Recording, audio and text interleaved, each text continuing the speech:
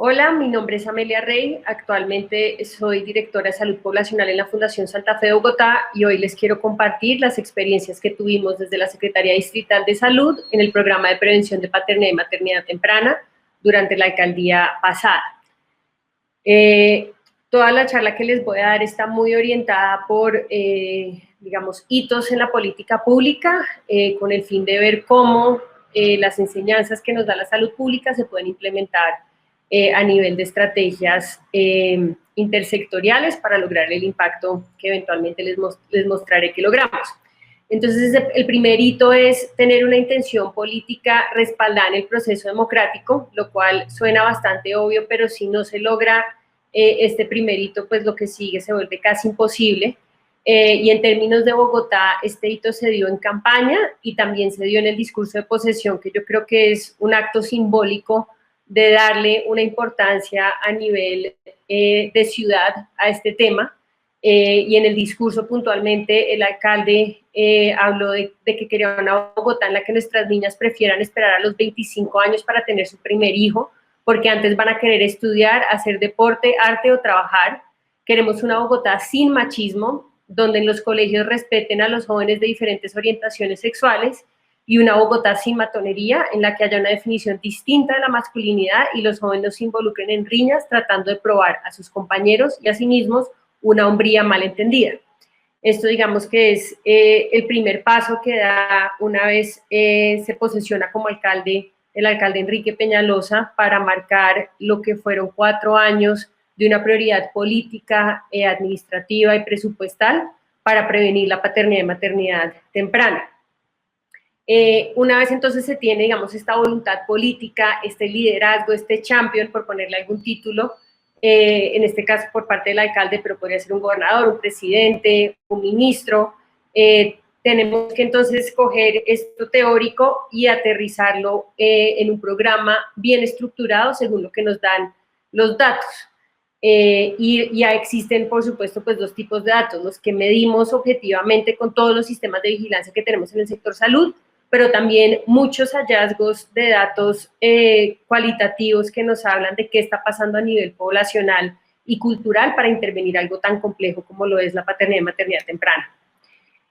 Cuando nosotros llegamos a la alcaldía, llegamos en enero del 2016 y los datos más recientes que teníamos eran del 2014, pues porque todos sabemos hay un pequeño rezago en estadísticas vitales y los datos del 2015 aún eran muy preliminares. Las cosas así, entonces llegamos a una situación donde en Bogotá nacían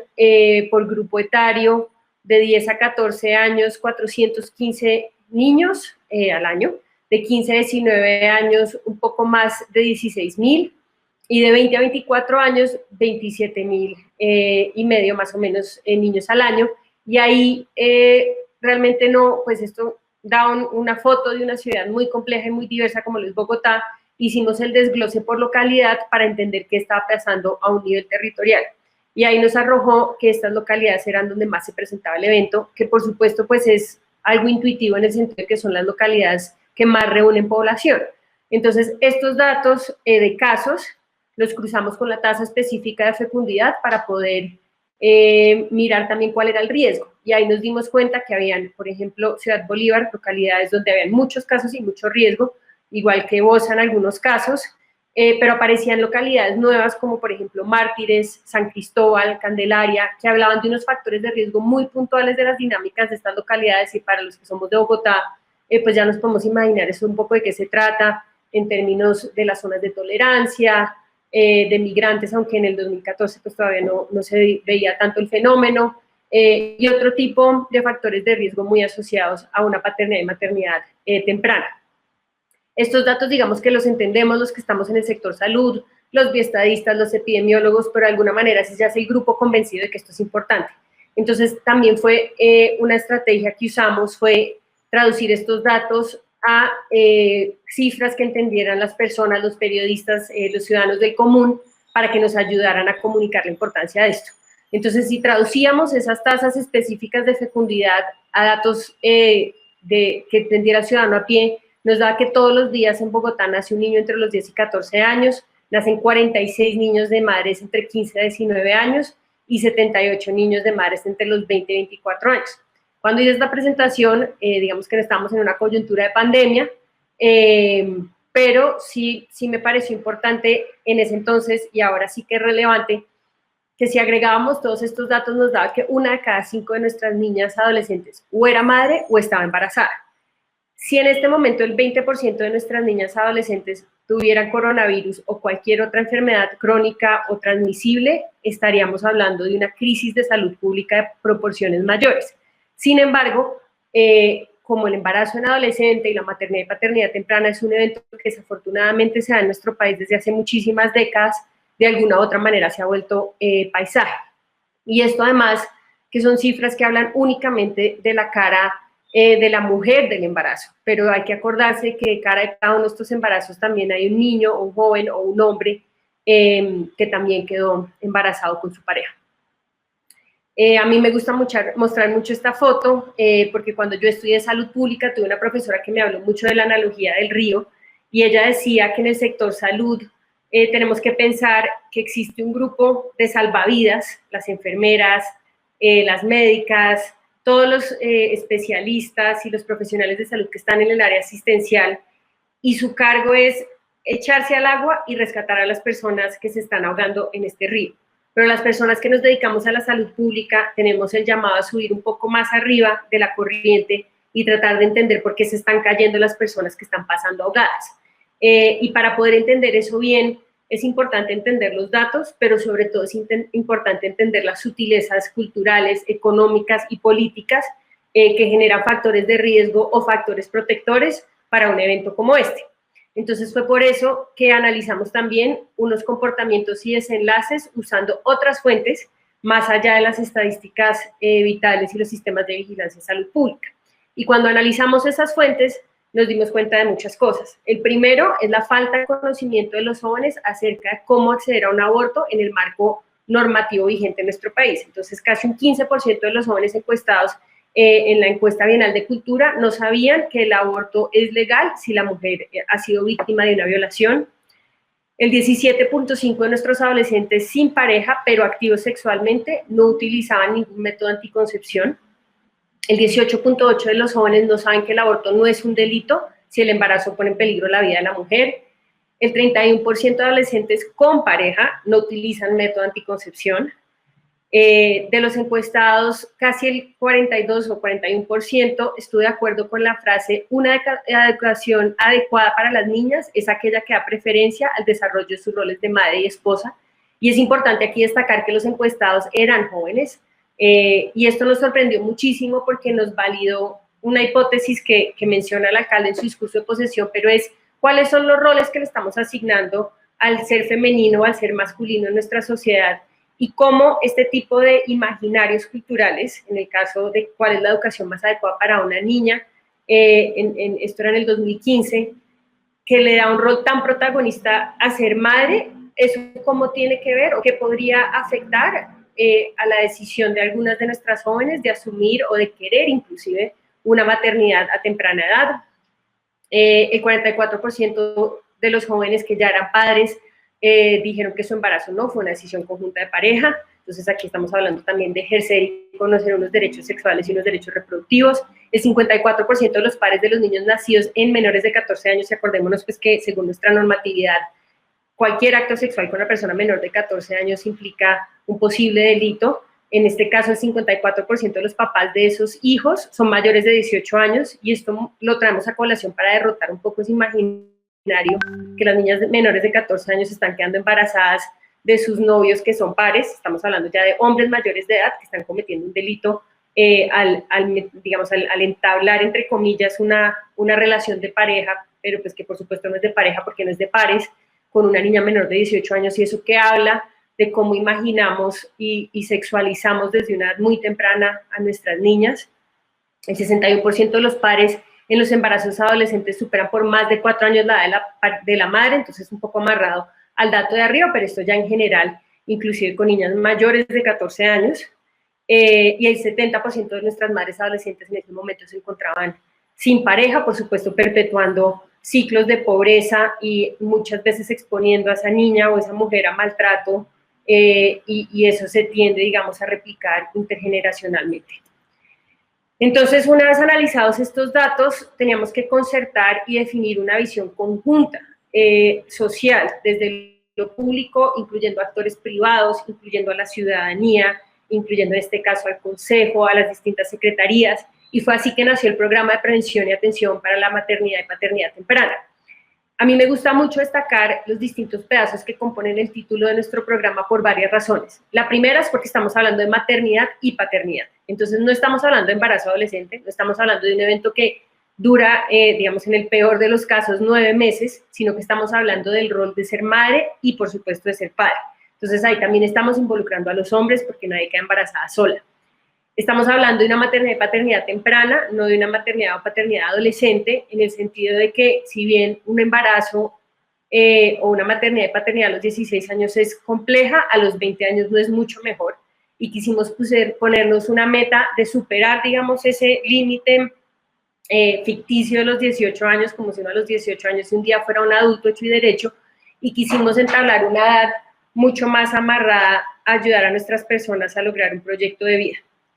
Y finalmente, con todo lo anterior, pudimos proyectar unas metas precisas, medibles, ambiciosas y, pues, por supuesto, también realistas. Entonces, nuestra primera meta fue la prevención y atención integral a embarazos en menores de 14 años, con un abordaje de cero tolerancia, digamos, desde una perspectiva del mensaje. Por supuesto que las niñas que ya quedaban embarazadas, pues tenían toda la garantía de sus derechos, de restituirles sus derechos, pero sí cero tolerancia a embarazos de menores de 14 años, pues porque no había un número adecuado de cuál era la meta, en este caso de embarazos de menores de 14 años, sobre todo teniendo en cuenta pues que en nuestro país esto constituye un delito. La segunda meta era aumentar en 2 años la mediana edad de las bogotanas al nacimiento de su primer hijo, y aquí está muy amarrado pues a lo que les hablaba de que esto es maternidad y paternidad temprana y no adolescente, y escogimos 24 años porque sentíamos que en ese momento, a los 24 años, la mayoría de personas que pudieron acceder a una educación formal o técnica ya lo habían podido lograr y inclusive pueden tener algo de experiencia laboral, y ahí sí decir si querían o no asumir una maternidad o paternidad. Y por último, disminuir en 2 puntos porcentuales la participación de nacidos vivos de madres adolescentes sobre el total. Y esto lo hicimos para tener en cuenta pues, que estamos viviendo una transición epidemiológica, que cada día las mujeres en general tenemos menos hijos, y queríamos que la diferencia en el grupo poblacional al que íbamos a intervenir con este programa fuera mayor que la descendencia general que está viviendo la población. Entonces, ya aquí el subtexto un poco de definir estas metas es entender que Bogotá, como mencionaba, es una ciudad muy compleja, es una ciudad muy grande, es una ciudad de contrastes, de 20 localidades, algunas rurales, algunas sumamente urbanas, y era importante despromediar estas metas para realmente entender dónde estaba nuestro foco de atención y dónde vamos a tener el mayor impacto. Y en gran medida esto lo hacemos por la famosa trampa de los promedios. Entonces aquí esta foto yo creo que lo explica bastante bien, pero de pronto en promedio, este charco en nuestra bella Bogotá, en promedio tiene 10 centímetros de profundidad. Entonces, si uno le dicen que va a cruzar un charco de 10 centímetros de profundidad, pues uno sabe que sin problema lo puede hacer. Pero resulta que el charco mide 2 centímetros de profundidad en el 70% de su superficie, y en la mitad mide 1,5 metros. Entonces pasa lo que le está pasando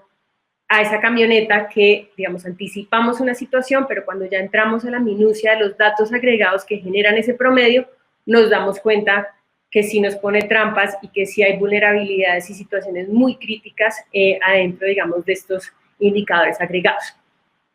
Entonces, cuando ya cogimos el desglose de la participación de nacimientos en adolescentes sobre el total de nacimientos, es decir, por cada 100 niños que nacen en estas localidades, ¿cuántos son hijos de mujeres adolescentes? Nos dimos cuenta, por ejemplo, que Sumapaz tiene indicadores,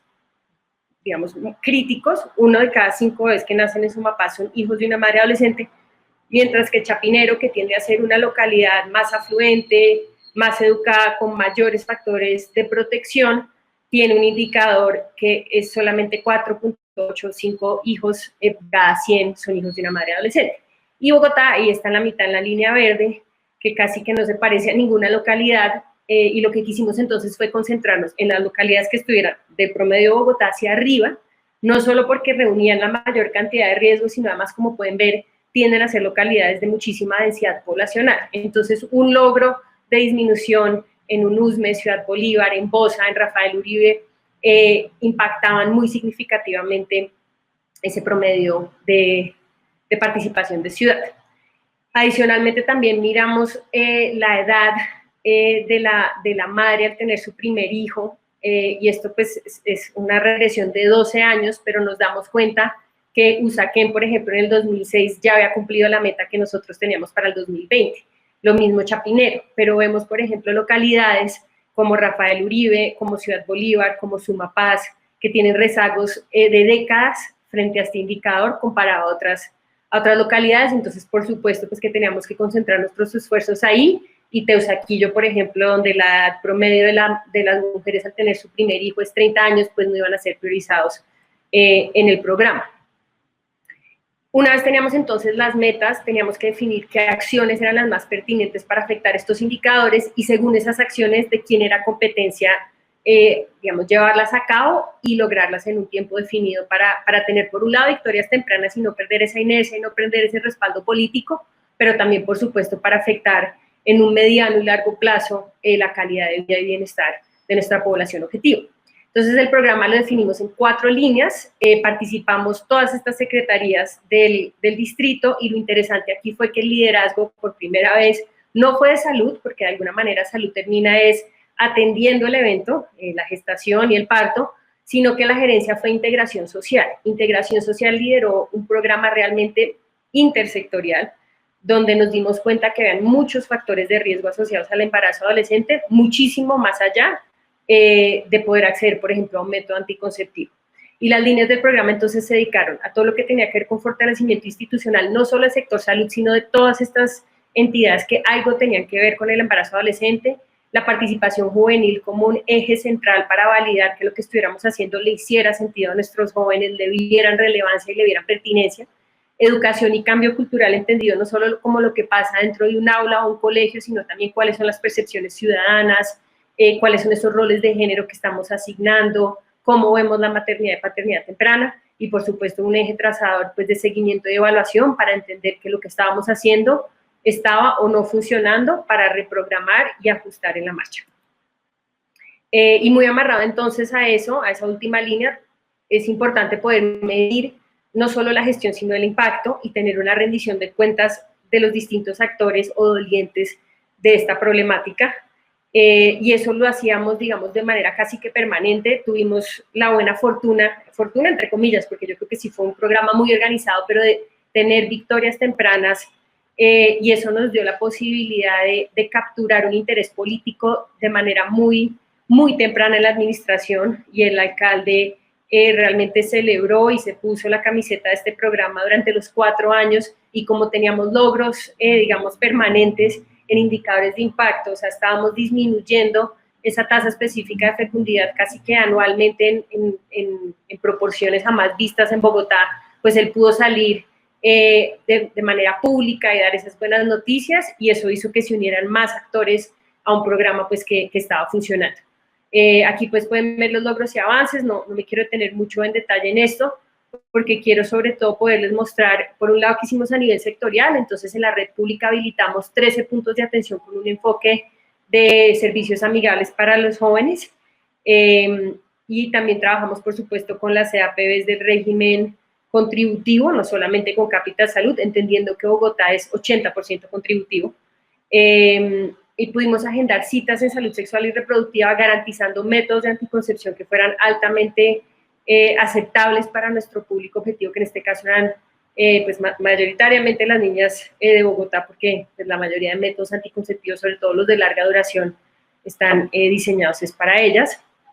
Y también, entonces, como les mencionaba, tuvimos mucha participación por parte de jóvenes, tuvimos becas para iniciativas culturales, integración curricular en casi 400 colegios distritales, ferias intersectoriales en la ciclovía, en Rock al Parque, en centros comerciales, donde llevábamos esta información a los espacios donde estaban los jóvenes.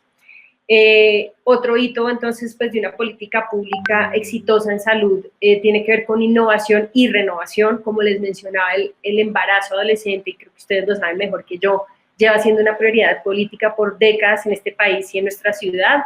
sin embargo, era algo que realmente no tenía evidencia de que lo que se estaba haciendo desde una perspectiva política pública estuviera impactando las cifras,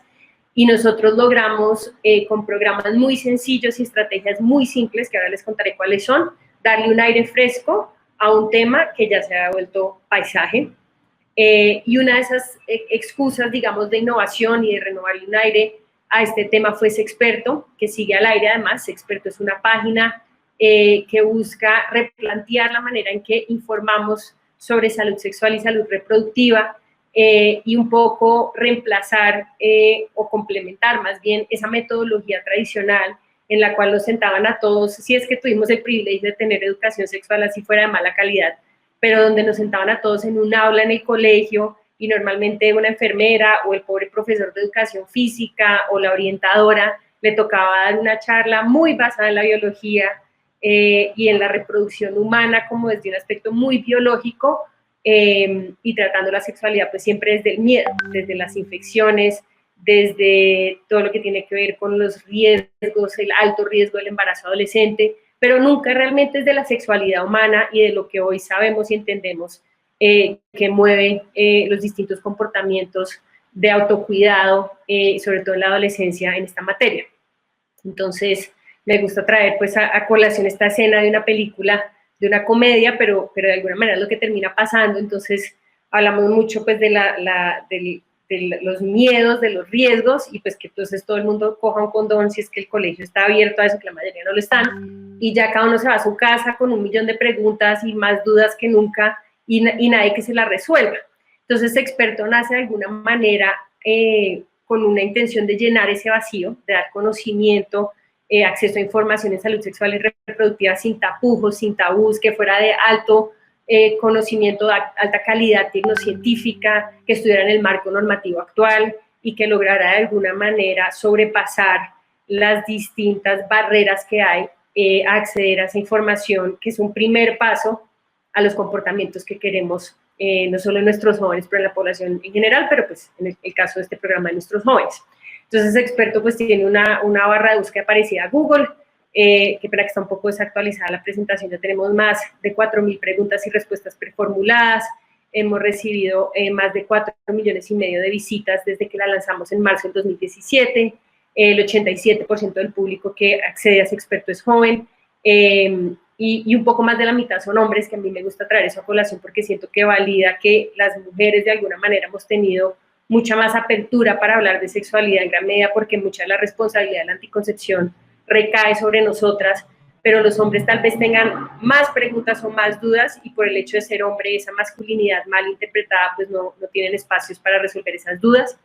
Y Sexperto, como les mencionaba, responde entonces no solo que nosotros como adultos o como técnicos pensamos que los jóvenes deberían saber, sino realmente las dudas y preguntas que tienen los jóvenes. Y yo creo que ese es uno de los insights más potentes de Sexperto. Y esta aquí es mi pregunta favorita de todas esas miles de preguntas que hemos recibido, pero esta es mi pregunta favorita de Sexperto porque, como se dan cuenta, no tiene nada que ver con reproducción ni anticoncepción, pero sí habla mucho del momento de vida que vive un adolescente que quiere entender un poco cómo navegar estos impulsos, hay veces hormonales, hay veces emocionales, y busca y encuentra además en Sexperto un confidente que le puede hacer esta pregunta que probablemente no le puede hacer a nadie más. Entonces, Experto pues da no solo respuestas objetivas a cosas que salen en el metaanálisis de la OMS del 2015 sobre anticoncepción, sino que también trata de dar consejos a modo de amigo. Adicional entonces a las respuestas que hace Experto, habilitamos unas líneas de atención o las complementamos las que ya existían, porque nos dimos cuenta que ciertas preguntas de ese experto hablaban de un riesgo inminente y por lo tanto requerían una atención en tiempo real y una atención por parte de un ser humano que tuviera un criterio de orientar a una persona para que recibiera ayuda. Entonces está la línea púrpura que está totalmente amarrada a todo lo que tiene que ver con prevención de violencia basada en género hacia la mujer y atención también. La línea 106 que está enmarcada en atención sobre todo a jóvenes y por supuesto la línea 123 de urgencias y emergencias en salud.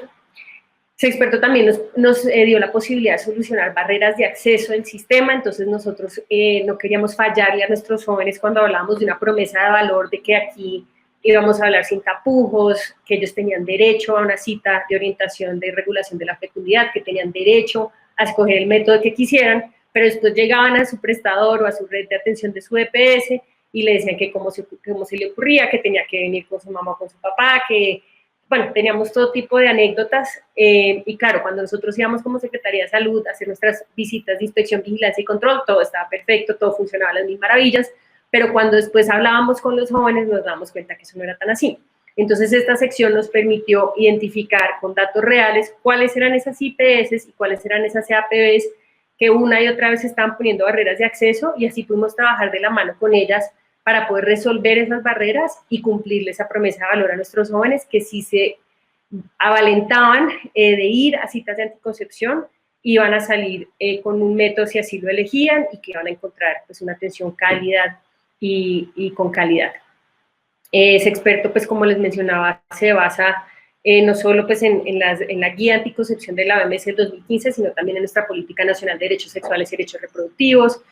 un montón de artículos indexados por cada respuesta para que no fuera lo que nosotros pensábamos, porque nosotros también tenemos falencias en nuestro conocimiento y sesgos, sino lo que la última evidencia disponible dice, y la experiencia clínica de profesionales como ustedes que tienen pues décadas de experiencia en estos temas. Más allá entonces pues de estrategias innovadoras como experto, el octavo hito de una política pública exitosa tiene que ver con la participación social y validación con ese grupo objetivo, y de alguna manera ese experto fue la herramienta para poder hacer de manera masiva esa averiguación sobre esa validación, pero pues no fue la única, pero me parecía importante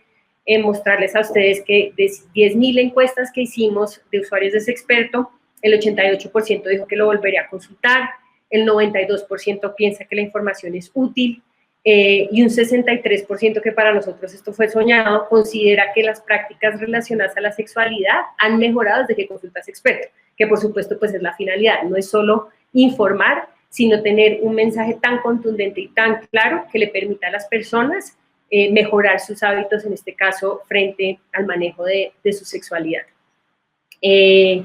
Y bueno, aquí también ese experto nos ayudó a validar que habían muchas brechas en lo que pensábamos que estaba totalmente chuleado en educación sexual y educación de derechos sexuales y reproductivos. Los jóvenes tenían todavía muchas preguntas sobre cosas muy básicas de concepción, de uso de métodos anticonceptivos, de ITS. Entonces eso nos ayudó a fortalecer los pensums o los currículos de salud sexual y reproductiva, no solo en los colegios, sino también en esas visitas o atenciones de regulación de la fecundidad en el marco pues ya institucional del sector salud. Y finalmente está la adaptación sectorial, que es muy importante porque le da vigencia a lo que estamos haciendo, entendiendo que esto era un programa intersectorial, pero le da mucha vigencia desde el sector salud a que se ponga la camiseta y realmente haga lo que le compete. Entonces visitamos a muchas EAPs, visitamos a muchísimas IPS, y parte del discurso que teníamos es, más allá de lo que todos sabemos que es complejo de una maternidad y paternidad temprana, como lo puede ser la deserción escolar, las repercusiones sobre la calidad de vida tanto de madre e hijo, sobre todo, en términos ya de cuentas pragmáticas en el sector salud, prevenir es mucho más barato que atender. Y aquí hacíamos la comparación de lo que nos costaba prevenir un embarazo, en el caso, digamos, más económico, los 52.200 pesos con una DIU atendida o, digamos, puesta por una enfermera, que nos da 52.200 pesos por 10 años de anticoncepción, versus en el escenario más caro un implante subdérmico colocado por un ginecólogo que más o menos nos da 275.000 pesos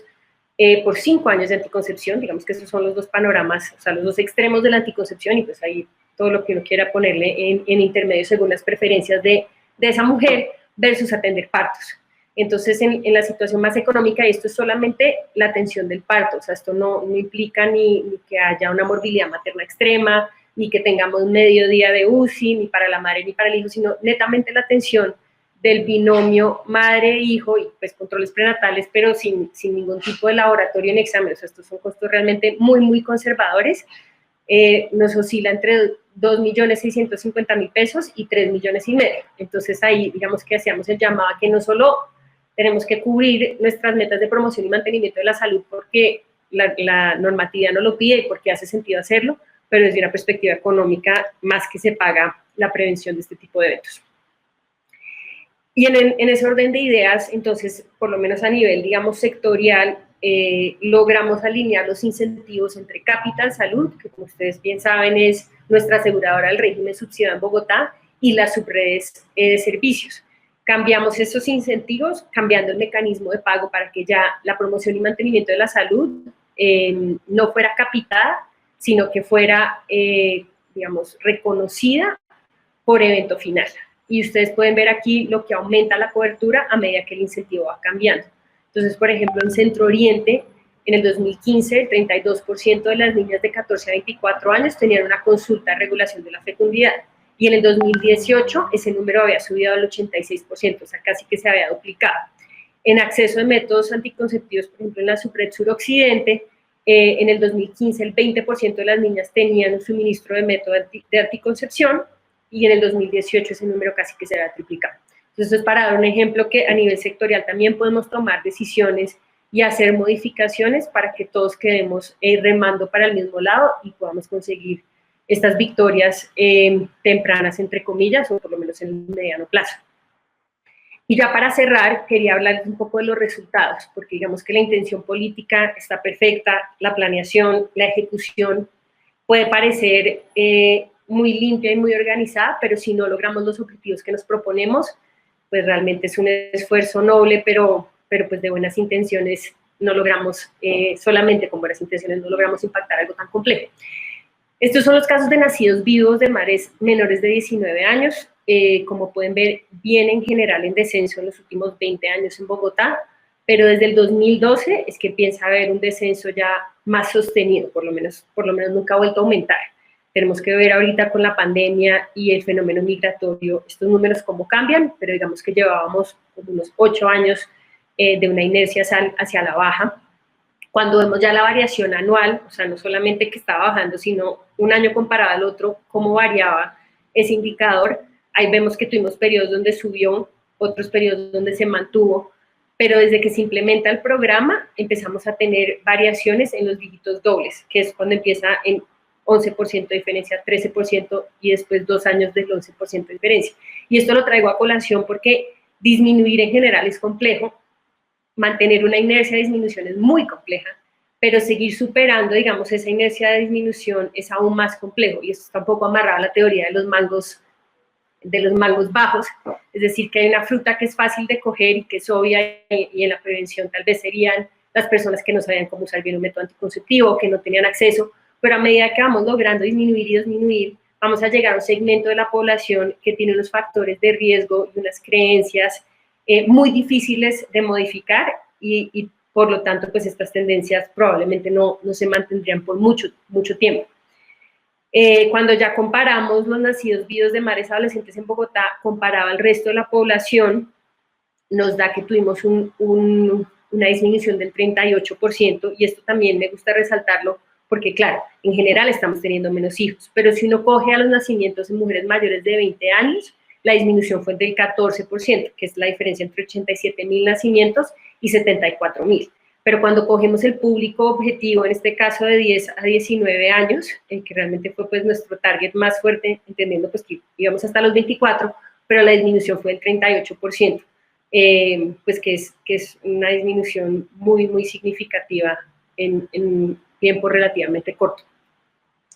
Y ya amarrándola a la política pública, que yo creo que esto es importante para poder terminar de cerrar, digamos, como las intenciones políticas de los planes de desarrollo, los presupuestos que asignamos y la efectividad de las acciones que se financian con ese presupuesto. Cuando comparamos las últimas 4 alcaldías, vemos que, bueno, Bogotá sin indiferencia no tuvo un impacto, digamos, en estas cifras. De hecho, aumentaron los nacimientos de niñas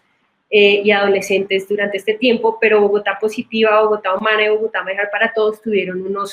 unos cambios, digamos, muy drásticos en los números, pero Bogotá Mejor para Todos, que tuvo estas metas específicas y una asignación presupuestal y una batuta por parte del alcalde, logró una disminución que duplicó la de Bogotá Humana y cuadruplicó, si se puede decir así, la de Bogotá Positiva.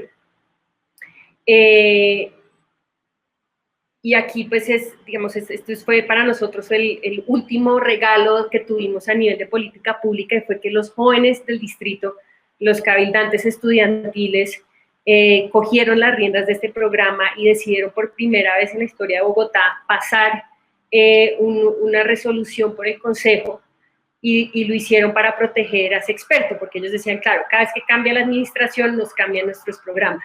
Y esto fue para nosotros pues una validación que para el público objetivo había relevancia de lo que estábamos haciendo y que ellos querían que permaneciera en el tiempo. Ya digamos que para traer un poco la película del 2020, como les mencionaba, el COVID definitivamente va a poner unos retos enormes porque como todos sabemos, todo lo que tiene que ver con promoción y mantenimiento de la salud se ha habido disminuido, eso con alzas en violencia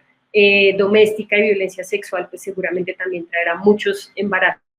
no deseados y no planeados, más el fenómeno migratorio, sobre todo en mujeres no regularizadas que no tienen acceso pues al plan de beneficios en salud y no tienen los medios para pagar anticoncepción, seguramente impactará negativamente estas cifras. Y desde una perspectiva política, este plan de desarrollo de la administración actual tiene metas que en mi punto de vista son muy tímidas para la inercia con la que veníamos en Bogotá. Pero bueno, quería pues agradecer el espacio y espero que haya sido de su interés esta información. Muchas gracias.